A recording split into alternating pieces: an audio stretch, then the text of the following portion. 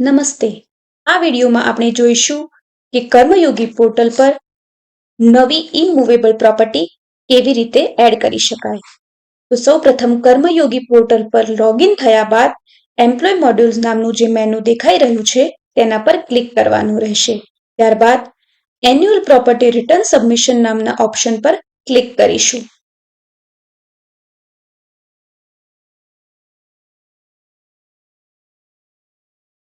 Annual property return submission નામના option પર click કર્યા બાદ આ જે પેજ દેખાઈ રહ્યું છે તે પેજમાં એડ ન્યૂ પ્રોપર્ટી નામનું જે બટન દેખાઈ રહ્યું છે તેના પર ક્લિક કરવાનું રહેશે.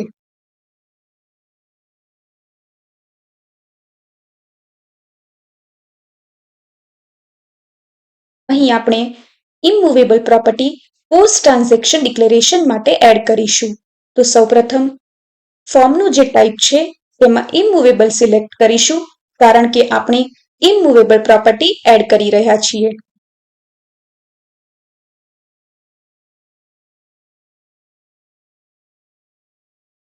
ટાઈપ ઓફ પ્રોપર્ટીમાં આપની ઇમૂવેબલ પ્રોપર્ટીનો જે પણ કોઈ ટાઈપ છે તે અહીંથી સિલેક્ટ કરવાનું રહેશે.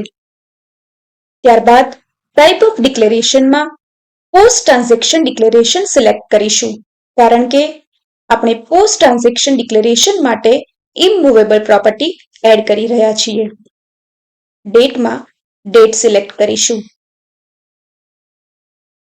ત્યારબાદ આ ફોર્મમાં અન્ય જે પણ કોઈ વિગતો દેખાઈ રહી છે તે તમામ વિગતો એડ કરવાની રહેશે.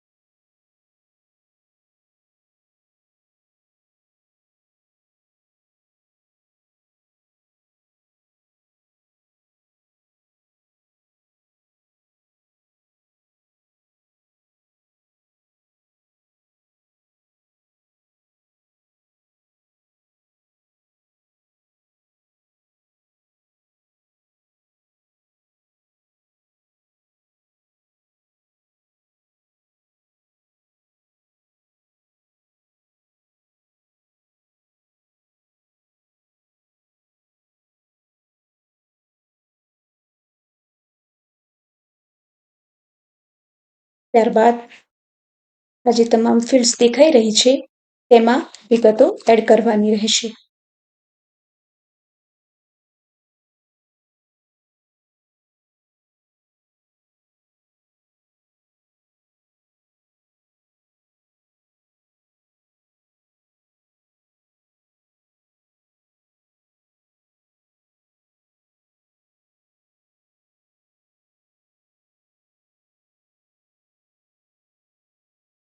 આપને આ પ્રોપર્ટીના રિલેટેડ કોઈ ડોક્યુમેન્ટ એડ કરવું છે તો તે આ જે અપલોડ આઇકન દેખાઈ રહ્યું છે તેના પર ક્લિક કરવાથી એડ કરી શકાશે. અહીં રિમૂવ પર ક્લિક કરવાથી એડ કરેલું ડોક્યુમેન્ટ રિમૂવ કરી શકાશે.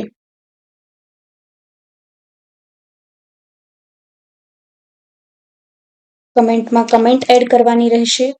ત્યારબાદ ચેકબોક્સ પર ક્લિક કરીશું. અહીં સબમિટ બટન પર ક્લિક કરીશું. નો પર ક્લિક કરવાથી આપ આ ફોર્મમાં પાછા આવી જશો અને આપને લાગે છે કે આપને કોઈ વિગતમાં સુધારો કરવો છે તો તે કરી શકાશે. અહીં ફરીથી સબમિટ બટન પર ક્લિક કરીશું. ત્યારબાદ યસ નામના ઓપ્શન પર ક્લિક કરીશું.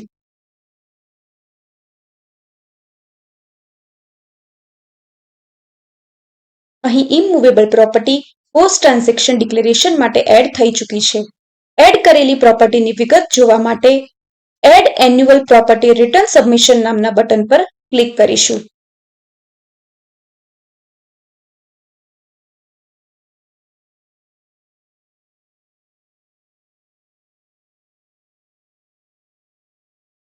અહીં બાય ડિફોલ્ટ મૂવેબલ સિલેક્ટ છે પરંતુ આપણને ઇમૂવેબલ પ્રોપર્ટીની વિગતો જોવી છે તો ઇમૂવેબલ પર સિલેક્ટ કરવાનું રહેશે.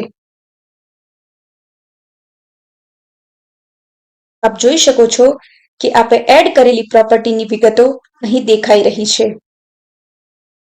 ત્યારબાદ આ જે હિસ્ટ્રી નામનું આઇકન દેખાઈ રહ્યું છે તે હિસ્ટ્રી નામના આઇકન પર ક્લિક કરવાથી આપે એડ કરેલી તમામ વિગતો જોઈ શકાશે.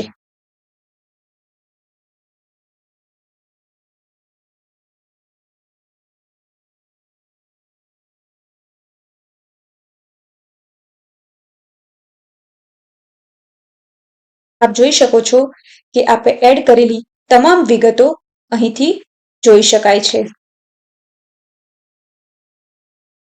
આ સાથે જ અહીંથી આપ જોઈ શકો છો કે આપે એડ કરેલી પ્રોપર્ટીનું સ્ટેટસ અત્યારે ઇન પ્રોસેસ બતાવી રહ્યું છે. તો પ્રોપર્ટીનું સ્ટેટસ પણ અહીંથી જોઈ શકાય છે. આ સાથે જ આપની પ્રોપર્ટીના જે અપ્રૂવર છે તેમનું નામ પણ અહીં બતાવી રહ્યું છે. જેમની પાસે અત્યારે પ્રોપર્ટી પડી છે તેમનું નામ લાઇન વિથ નામની કોલમમાં બતાવી રહ્યું છે. આ રીતે આપ ઇમૂવેબલ પ્રોપર્ટીની વિગતો જોઈ શકો છો. Thank you.